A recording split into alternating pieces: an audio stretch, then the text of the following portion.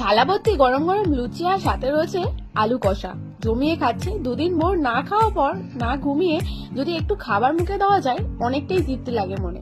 দুদিন ভোর না খেয়েছিলাম কারণ শিবরাত্রি করেছিলাম, যার কারণে না ঘুমিয়ে না খেয়ে রাত জেগে ব্রত পালন করেছিলাম।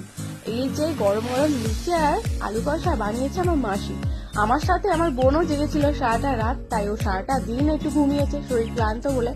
মেয়ে ঘুমিয়ে পড়েছে, মেয়ে শরীরটা খারাপ ছিল বলে।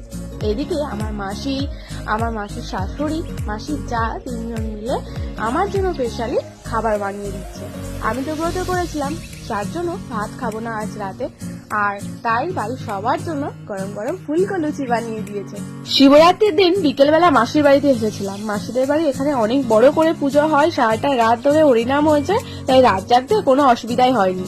সবাই এত আনন্দ করছে, এখানে এত গান বাজনার আওয়াজ হচ্ছে। ছুটে ছুটে এলাম রাস্তার দিকে। এখানে একজন ঠাকুর বানায়, তো সবাই এসেছে ঠাকুর নিয়ে যাওয়ার জন্য, 3টে পার্টি একসাথে।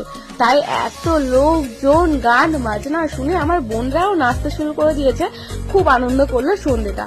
এই যে মা নিয়ে যাচ্ছে সাথে করে, 3টে ঠাকুর একসাথে নিয়ে যাচ্ছে, গান বাজনা বক্স বাজিয়ে সন্ধ্যেটা বেশ ভালোভাবেই কাটলো। এই যে বোন আবার আমার বাড়িতে এসে এন্টারটেইন করছে, সবাইকে অনেকটা আনন্দ দিচ্ছে। শিবরাত্রির দিনগুলো খুব ভালোভাবেই কাটালাম, 2টো দিন আনন্দ করে, যেহেতু মাসির বাড়িতে ছিলাম তাই।